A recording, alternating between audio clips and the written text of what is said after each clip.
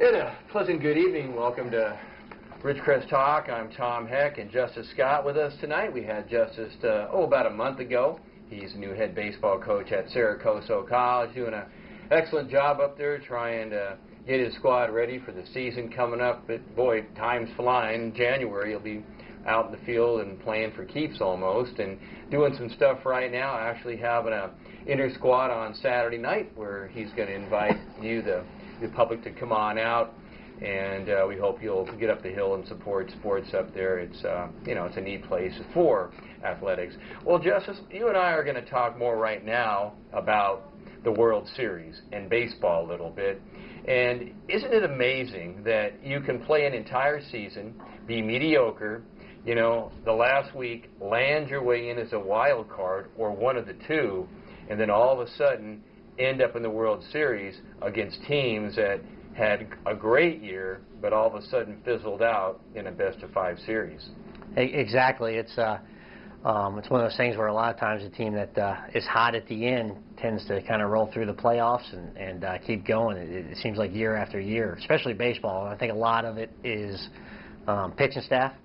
How healthy and how strong they are at the end, but guys swinging the bat too. If they're hot at the end, you could go a long way. I mean, Royals, perfect example, 8-0 up until tonight, I think, in the playoffs.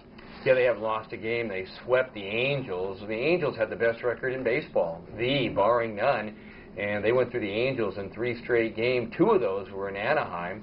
2 of those in extra inning wins. I mean, that's how good the Royals were down the stretch.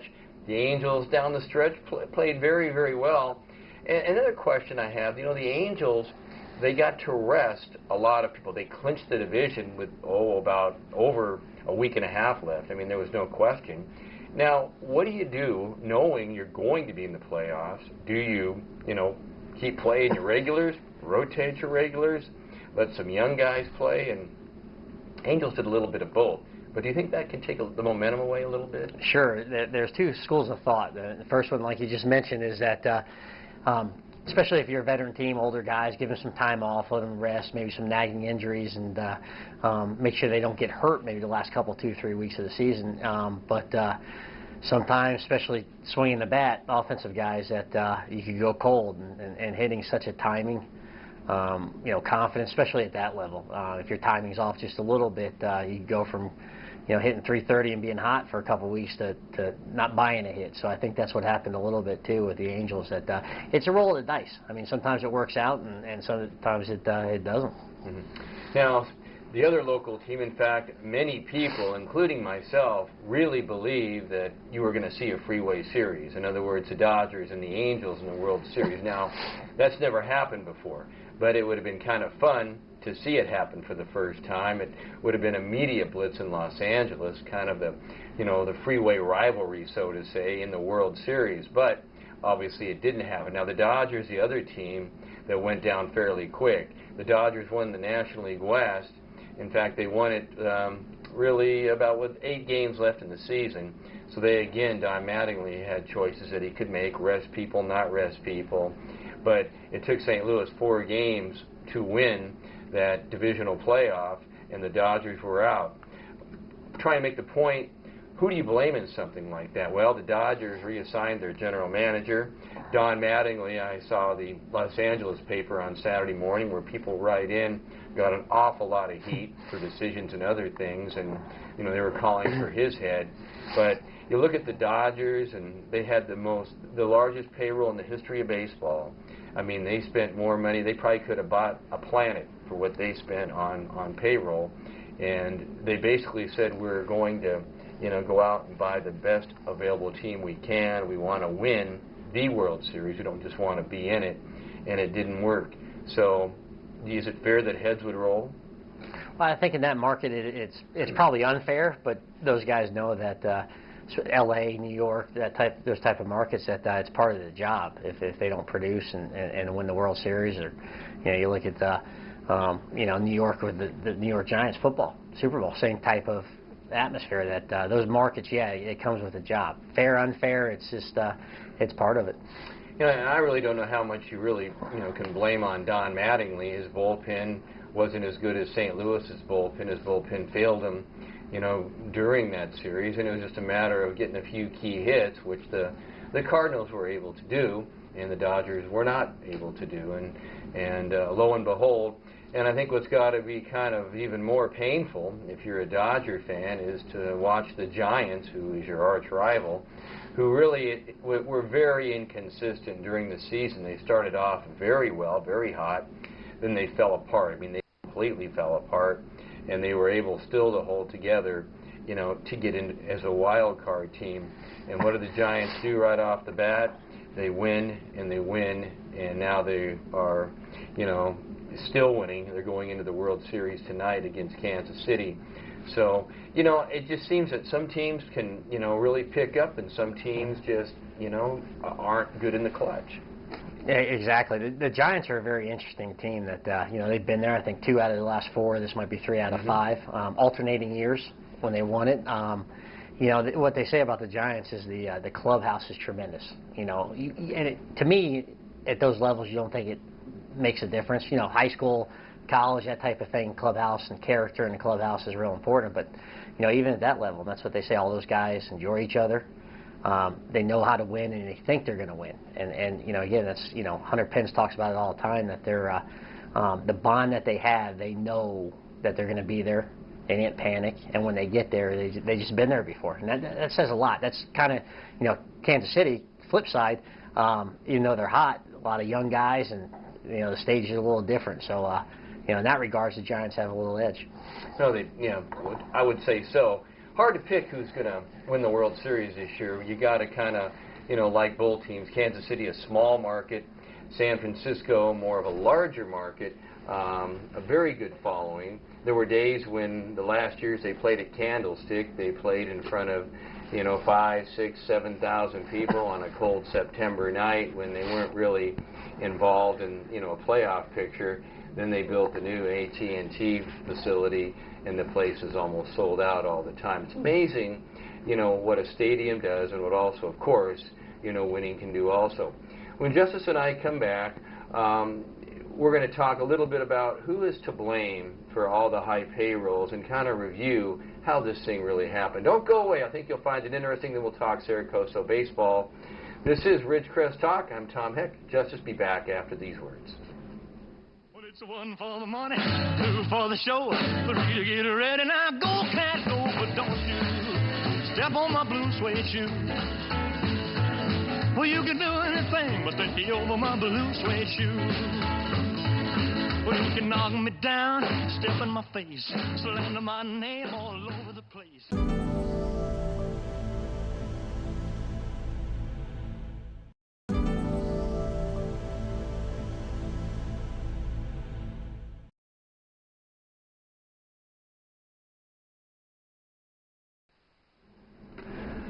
And welcome back. Thanks for joining us on this Tuesday evening. I'm Tom Heck. This is Justice Scott. He's the head baseball coach at Saracoso College, and we've been talking a little bit about Major League Baseball, the World Series starting today, kind of a time of the year where even if you're not a big baseball fan, you'll go find the TV or get with a group, and kind of like the Super Bowl. I think there's a lot of people that enjoy the Super Bowl parties, even though they could they're clueless about who's playing and how they did and whatever else. It's kind of another excuse for a good get-together. But, before we left, we were talking about the exorbitant salaries and the price of tickets now. I mean, the price of parking is like $15 at some stadiums. That's just to get into the parking lot before you get your seats. Now, they try to have a lot of family night promotion nights, and even then when they do things like that, a family of 4, let's say, it's still well over $50 to go well over that. And then if you just come, from scratch, you're paying probably $100, probably about as bad as Disneyland is getting out there. But what's caused all this to happen? How come the changes? Why are there so many television companies now fighting and bidding and trying to get the rights, to put the games on?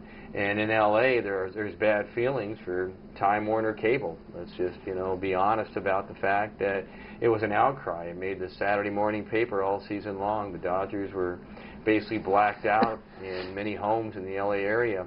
The whole high desert, including Victorville's Apple Valley, Hesperia, couldn't watch Dodger baseball because none of those folks had Time Warner. So what's all caused this to happen?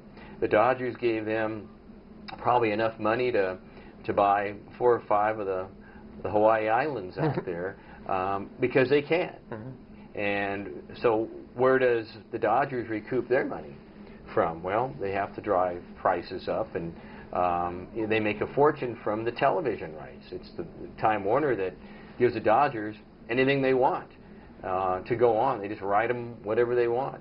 Almost, I think it was an exorbitant amount. I don't want to quote it, but it was just absolutely exorbitant. The most money any market has ever paid for the rights to do a baseball team, even more than New York did. And New York was one of the big founders of the ridiculous prices you pay to put the rights for the baseball game, and someone's got to pay for all that. Well, Time Warner decided they would hold people hostage, and towards the end of the year they found out that wasn't going to work. So I think next year they're going to give in, just like they did for the Lakers basketball.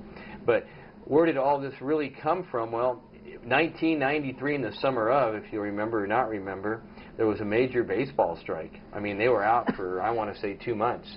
And the managers, or I beg your pardon, the owners, basically locked the players out.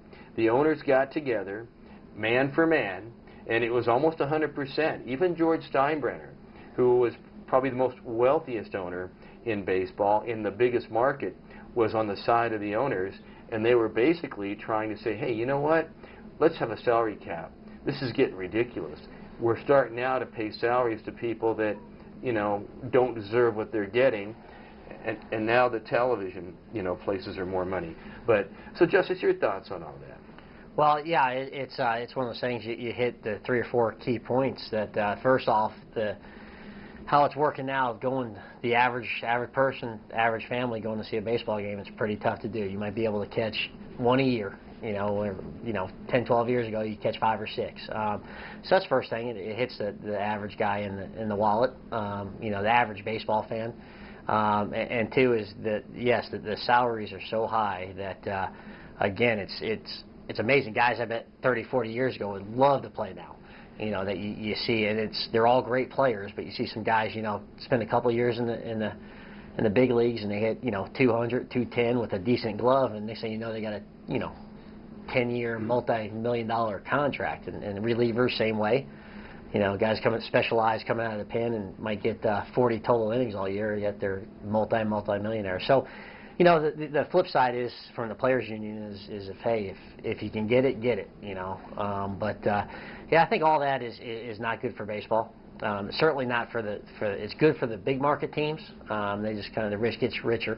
L.A., New York, Anaheim, some of these big markets that they can keep retooling with players. You've seen the Yankees do it for years. They buy themselves into the playoffs. Doesn't mean they're going to get to the World Series, but and then like Kansas City and Oakland, Baltimore, it's great to see them fight, but they're at a big disadvantage. And I think it all goes back to the salary cap and the big market teams.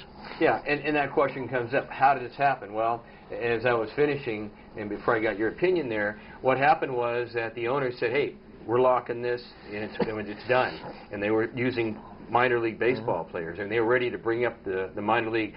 TV was showing AAA baseball games, for those that might have remembered. The bottom line is the players took it to the Supreme Court, and the justices voted 3-2 to allow the players to keep the salary cap, and demanded the owners unlock the gates, and they had to come back in. Ordered. Yep, the players' union for baseball is very strong. I think it's I've read somewhere that it's one of the strongest 2 or 3 unions in the country. So they certainly got what they wanted for themselves and the players, and again, rightfully so. But I kind of wish it wasn't. What you see also, a little side effect is guys not sticking with the same team. And I think Jeter and some of these guys, it's a rarity. Because they won't sign that long-term contract unless it's for an outrageous amount of money. Absolutely, and great then, point. So they'll get a 4 or 5 year contract, and they'll bounce somewhere else for more money. And I think true baseball fans like to see that their favorite players stick you know, on the same team. Yankee fan. I was a Yankee fan growing up all my life, and Mattingly. You mentioned Mattingly was my favorite player in that era, and you know, if loved the I'd watch him every time I could, and if he went to say, you know, the Padres or something, I don't know if it would have been the same. So, you know, so that's another side effect. There's probably 100 side effects of what this effect has on baseball. So owners ordered no salary cap. They had to pay the salaries. Pay the salaries. Where's the money going to come from now? TV says, hey, you know what? We'll do this. We'll do that. And that's where television really started to turn the corner on it. And advertising went up, and the thing just blew up after that. So there's your, for those who might be wondering, that's how it all happened. It'd be very interesting just to talk to players that played 20, 25 years ago before all this occurred. And you're right, too, free agency. So now how much? That's why the big markets keep winning and the small markets struggle, with the exception of Kansas City this year. Well, we're going to take our last break. When we come back, we're going to hear about Saracoso baseball from Justice. Don't go away. Glad to have you on this Tuesday night.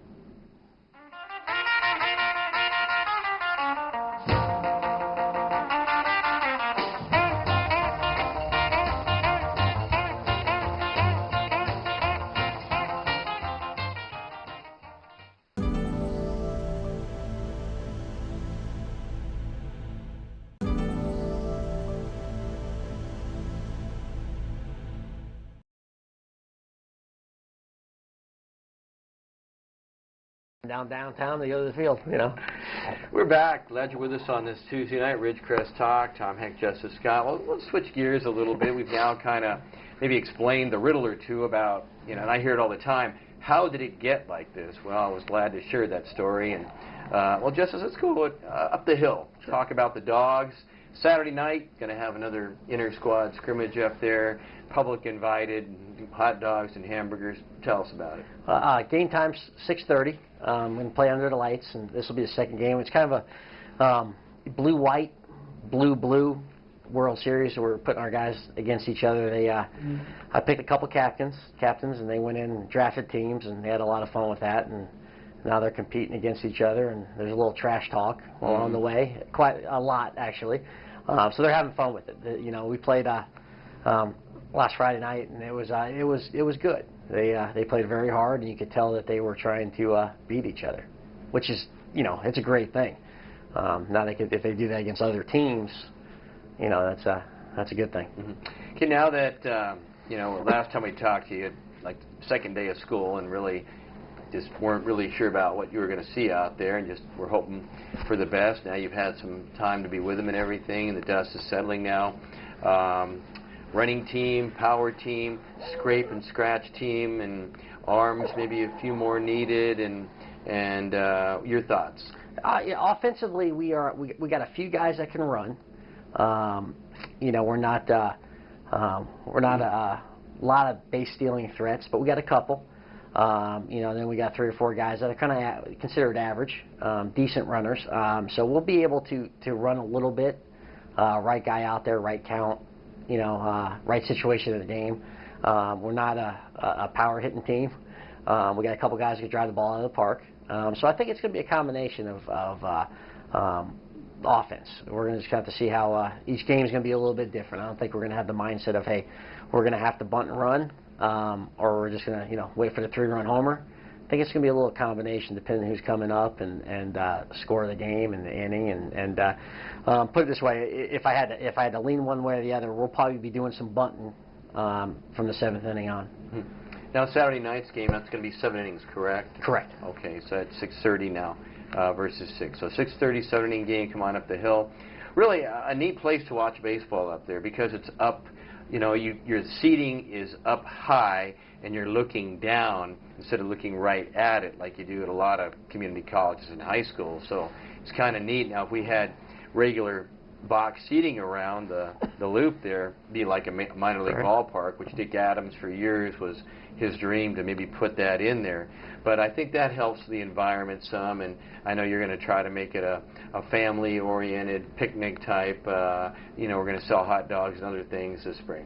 Yeah, it's a great atmosphere to watch a game, and especially under the lights. It was the first time I got to see the lights on out there, and just a beautiful place. You know, it's a great place to watch a game, and great place to watch amateur baseball. You know, you can see some mistakes, you can see some kids playing hard. You can see the whole gamut. Yeah, in the spring we're planning to family atmosphere and play some good baseball, hopefully. Now, the Foothill Conference, traditionally pretty average, you know, to be honest, for community college baseball in the 14 years that I've done stuff. I have fun up there. We do radio for Syracuse, also internet, and I've had a lot of fun over the years. A lot of great games, good memories up there at the Dog Yard. But the Foothill Conference has lost a couple members. What do you know so far about, you know, and again, it's early and not a lot, but what have you kind of heard beating around the bush out there from coaches and every other? You know, very little. I think a lot of coaches talk about how it ended up last year. You know, Ria Hondo and San Bernardino and Chafee. Three-way tie, and it is some, like, you know, there's a tie and then another tie, and it's like the third tiebreaker. I don't even know who was the 1 or 2 seed, but you know, they're strong, and we played Barstow in the fall, and it's fall baseball. They're in the same boat as us, you know, trying to figure things out. But you know, I think we're going to be okay. We just have to we have to play hard. We have to play fundamental. You know, just everything that good college baseball teams do, and get timely hitting. But I think, again, the big thing is that we compete. You know, you see teams that fall behind a little bit. You know, they kind of get inside themselves. They kind of wither a little bit. If we're able to combat that and play hard when we're ahead and when we're down, I think then through the course of the season we'll be successful. Do you see any changes on wood bats versus the metal bats? I don't think so. I don't think anytime soon, anyway. You know, I think we talked about this last time, but you know, they've made some changes to the specifications of the metal, so it acts more like a wood bat now. I mean, it comes off to me a little bit different because you could get jammed with a metal, and still, if you're strong enough, you still maybe get a hit out of it. You get jammed with a wood, you know, it's a slow roller. So I think you know, metal's here for a while. Okay. You know, today they were talking about, you know, baseball, the national pastime, and they were saying, hey, you do pass a lot of time out there. The average baseball game, 3 hours. Real quick, a couple changes they were proposing here. What do you think of this? 20 seconds between pitches with a clock. The penalty if you don't get the ball thrown or if they don't get in the box. Between innings, 2 minutes and 5 seconds. And if you make a pitching change, you got to be 2.5 minutes. You know, pronto. Possible? Yeah, possible. They could do whatever they want. I think the first and the third one's stupid. That's the only way I could put it. You know, the one with 2 minutes in between innings, I think that's because we try to do that anyway. We try to get on off the field. It looks better, but you know, the 20 seconds per between pitches is that won't work. I mean, it's not how the game is. It's just one of those things where I think they might try to enforce that to start with, but I bet you a lot of officials and umpires, you know, kind of let that fall by the wayside. It's just baseball's sometimes slow. That's you know, but if you know what to look for, that's part of the game. It's a game within a game, and I think guys, there's no clock. I think it's the only sport without a clock. So I don't see them changing too much with it, or they shouldn't. Shouldn't change with it. Lastly, Justice, you know, your thoughts on just the overall expenses in the last 20 seconds on equipment. I know you've rattled your brain trying to look for discounts and everything, and that's a big deal when it comes to getting things you need. Yeah, we're going to try to get as much as we can on our limited budget, and I will tell you, since I've been here a month and a half, that the outpouring of help has been tremendous, and you know, the community is great, and we just got to keep it going, and we need help, like so many you know, young schools, or I say smaller schools, but yeah, we'll get it done. Justice, appreciate your time. Next week it'll be Anthony Barnes, cross-country coach at Burroughs High School. Thanks for watching tonight. See you next week.